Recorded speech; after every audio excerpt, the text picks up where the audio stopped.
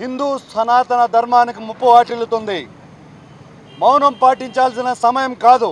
హిందువులందరూ కూడా గలం విప్పాల్సిన సమయం ఆసన్నమైంది.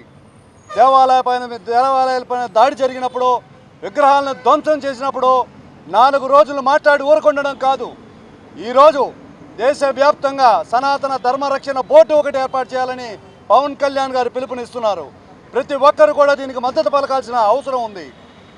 మనం గతంలో చూసినట్లయితే అధికారంలో ఉన్నప్పుడు కానీ లేనప్పుడు కానీ ఏ మతం మీద దాడి జరిగినప్పుడు కూడా మొట్టమొదటిగా స్పందించేది మా అధ్యక్షుడు ప్రస్తుత డిప్యూటీ సీఎం పవన్ కళ్యాణ్ గారు ఒక్కటే.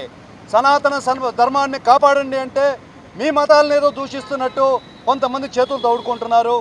గడిచిన 5 సంవత్సరాల ప్రభుత్వంలో ఒక నాయకుడు మా దగ్గర డబ్బు ఉంది, వీలైతే తిరుమలనే మేము చెట్టు కింద ఇంట్లో వేసుకుంటామని సునకానందం పొందారు.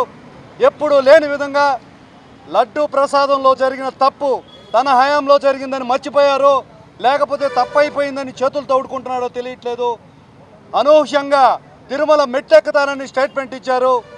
ఎన్నడూ గతంలో దేవాలయాల మీద జరిగిన దాడులపై స్పందించని ఆ నాయకుడు జగన్మోహన్ రెడ్డి గారు ఈరోజు తిరుపతి మెట్టెక్కి వస్తానని శపథం చేయడం హాస్యాస్పదంగా ఉంది.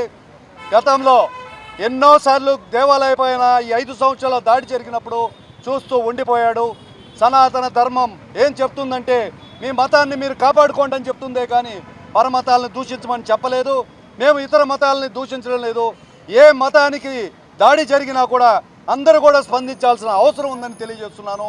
అధ్యక్షుడు పవన్ కళ్యాణ్ గారు చేస్తున్న ప్రాయశ్చిత్త దీక్షకి ఈ 11 రోజులు కూడా జిల్లా వ్యాప్తంగా జనసేన శ్రేణులందరూ కూడా మా ఏపీ టిట్కో చైర్మన్ వేములపాటి అజయ్ గారి సూచనలతో మద్దతుగా దీక్షలు చేస్తున్నాం. చివరి 4 రోజులు దీపారాధన కార్యక్రమం అయితేమి, 2వ రోజు నమో నారాయణాయన మంత్ర పఠనంతో కానీ, 3వ రోజు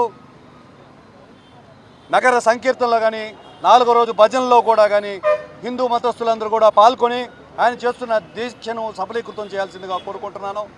ఆ హయాంలో జరిగిన అవినీతికి దోషులు ఎవరైనా సరే వాళ్ళని కఠినంగా శిక్షించాలని కోరుకుంటున్నాను. వైసీపీ నాయకులు మాట్లాడుతూ మేము ఇన్ని టన్నులు లారీలను వెనక్కి పంపించాం, తెలుగుదేశంలో ఇన్ని టన్నులు వెనక్కి పంపించారని మాట్లాడుతున్నారు.